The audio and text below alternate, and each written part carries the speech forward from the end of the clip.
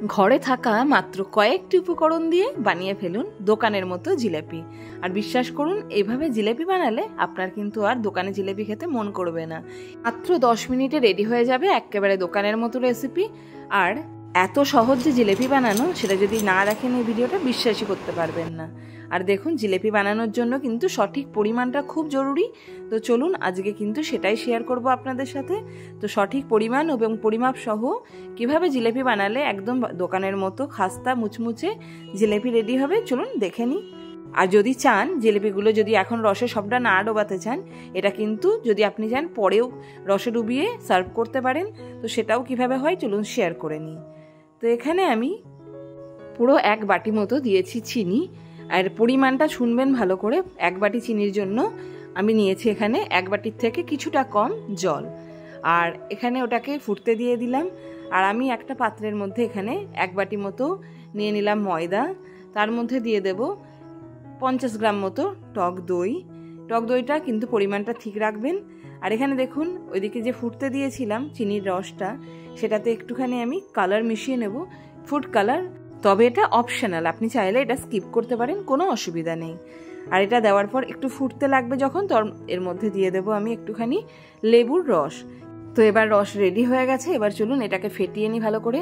তো দই দিয়েছি, ময়দা দিয়েছি, দিয়ে দিলাম 1 চামচ মতো ঘি। আর এর মধ্যে আমি ঘিটা একটু গলিয়ে নিয়েছিলাম। আর দিয়ে দেব একটু চালের গুঁড়ি। চালের গুঁড়ি পরিমাণটা রাখবেন। ময়দা দিয়েছিলাম 1 বাটি ভরে। আর ওর মধ্যে দেব 3 থেকে 3.5 চামচ মতো চালের গুঁড়ি। এটা দিলে কিন্তু একটু মুচমুচেটা বেশি হয়, খুব ভালো লাগে। আর দিয়ে দিলাম 1/2 প্যাকেট মতো এর মধ্যে ইনো। এটাও অপশনাল, আপনি নাও দিতে পারেন। আর এর মধ্যে দিচ্ছি একদম অল্প পরিমাণ বেকিং পাউডার। এটাও অপশনাল, যদি আপনি ইনো না দেন তাহলে এটা দিতে পারেন। আর এটাকে ভালো করে চলুন মিলিয়ে নেব। আপনি পরিমাণগুলো শুনলেন, এর মধ্যে ময়দা দেওয়া আছে, দই দেওয়া আছে, ঘি দেওয়া আছে, আর একটু ইনো আর চালের গুঁড়ি। বাস এটাকে দিয়ে ভালো করে জল দিয়ে ফেটিয়ে নেব। এটা দেখছেন, এটাতে আরও একটু পরিমাণ জল দিতে হবে, নাহলে কিন্তু জিলেপি খুব মোটা হয়ে যাবে। এটাতে আর একটু জল দিয়ে এটাকে ফেটিয়ে নেব।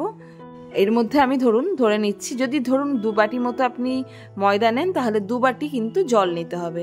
এই পরিমাণ করতে হবে। আর আমি এখানে দইয়ের যে প্যাকেটটা ছিল সেটার মধ্যে ব্যাটারটা পুরোটা ভরে নিয়েছি এবং একটা সাইড ছিদ্র করে নিয়েছি। এবার এটার মধ্যে পুরো পুরটাকে ভরে আমি জিলেপিটাকে ভেজে নিচ্ছি, দেখুন তেলের মধ্যে। আর এরকম টাইপের পাত্রের মধ্যে জিলেপি ভাজবেন, তাহলে কিন্তু বেশ অনেক কটা পরিমাণ জিলেপি কিন্তু ভাজা হবে এবং একসাথে অনেক কটা জিলেপি কিন্তু আপনি ওঠাতে পারবেন। আর এরা গায়ে লেগেও যাবে না। তো দেখুন, খুব সুন্দরভাবে কিন্তু গোল গোল করে জিলেপিটা করা হচ্ছে। অনেকে প্রথমবার করলে জিলেপি কিন্তু অনেক সময় গোল হতে চায় না, তবে কয়েকবার করার পরে কিন্তু এটা কিন্তু গোল হতে থাকবে। তো দেখুন, খুব সুন্দরভাবে কিন্তু জিলেপিগুলো দেওয়া হয়ে গেছে। এবার আমি কিন্তু এটাকে গ্যাসটা একেবারে কম করে দেব এবং জিলেপিটাকে ভাজবো, কারণ কি এটা একটু শক্ত শক্ত হতে দিতে হবে। তো দেখুন, জিলেপিগুলো একদিক কিন্তু হালকা ভাজা হয়ে গেছে, তখন আমি উল্টে নিচ্ছি। এর কালারটা কিন্তু এখনও আসেনি। আর অপোজিট সাইড দেখে বোঝাই যাচ্ছে পুরোটা এখন একদম কাঁচা আছে। তো দেখুন, কিছুক্ষণ আমি গ্যাসটাকে কম করে আরও ভাজতে দিয়ে দিয়েছিলাম জিলেপিগুলোকে। এবং দেখুন, এক পিঠ কিন্তু খুব সুন্দর ভাজা হয়ে গেছে এবং কি সুন্দর জালি জালি পড়েছে জিলেপির মধ্যে, এবং ক্রিস্পিনেসটা এর মধ্যে পুরোটাই চলে এসছে। তো এবার এটাকে কিন্তু আমি তেল থেকে ভালোভাবে উঠিয়ে নেব, এবং যাতে তেল এতটুকু না থাকে জিলেপির গায়ে, তাই জন্য দেখুন এইভাবে তেলটা ঝরাচ্ছি। এবং তেলটা ঝরানোর পর উঠিয়ে দেখুন, এর মধ্যে কিন্তু আর এতটুকু তেল নেই, পুরোটা অ্যাবজর্ব হয়ে গেছে।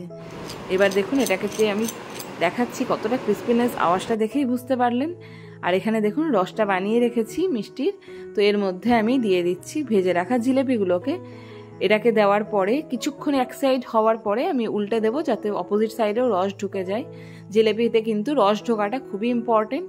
তাই যে পরিমাণগুলো বললাম সেই পরিমাণে যদি আপনি রসটা বানান, তাহলে জিলেপির মধ্যে কিন্তু খুব সুন্দরভাবে রস ঢুকে যাবে। তো দেখুন, এখানে প্রত্যেকটা জিলেপিকে দেওয়ার পরে আমি কিন্তু উল্টে পাল্টে নিচ্ছি, যাতে রসগুলো খুব সুন্দরভাবে ঢুকে যায়। এবং দেখুন, খুব সুন্দরভাবে কিন্তু রসটাকে চালিয়ে নিচ্ছি ওপর থেকে নিচে করে একবার করে। তো আপনাদের জিলেপি রেসিপিটা কেমন লাগলো আমাকে যেন জানাবেন। যারা আমার চ্যানেলে নতুন আছেন তাদের প্রত্যেকের কাছে আমি রিকোয়েস্ট করব, যদি আপনাদের আমার ভিডিও ভালো লাগে তাহলে কিন্তু অবশ্যই জানাবেন কেমন হয়েছে। আপনার মতামত কমেন্ট বক্সে, কে কোথা থেকে দেখছেন জানলে খুবই ভালো লাগবে। তাহলে কিন্তু অবশ্যই জানাবেন। আর এই দেখুন জিলিপিগুলো আছে, এগুলো কিন্তু আপনি যদি না রসে ডোবান এগুলো স্টোর করে রাখতে পারবেন। তো এখানে আমি জিলিপিগুলো পুরো রসে যখন একেবারে ডুবে টইটম্বুর হয়ে গেছে সেই অবস্থায় দেখুন সার্ভ করছি। দুর্দান্ত খেতে হয়েছিল। আপনি যদি আমি যে পরিমাণগুলো বললাম সেই মেপে জিলিপি বানান তাহলে কিন্তু একদম পারফেক্ট দোকানের মতো জিলিপি রেডি হয়ে যাবে, আর বাজার থেকে খেতে কিন্তু মন করবে না। তো কেমন হয়েছে আমাকে জানাবেন। আমরা কিন্তু এবার দোকান থেকে না বানিয়ে বাড়িতেই জিলিপি ট্রাই করতে পারি। তো দেখুন রসটাও কিন্তু দুর্দান্ত লাগছে খেতে। তো আজকে এখানে রাখছি। ভিডিও ভালো লাগলে যেন অবশ্যই আপনার মতামত জানিয়ে like, comment, share and subscribe করে দেবেন। Thank you.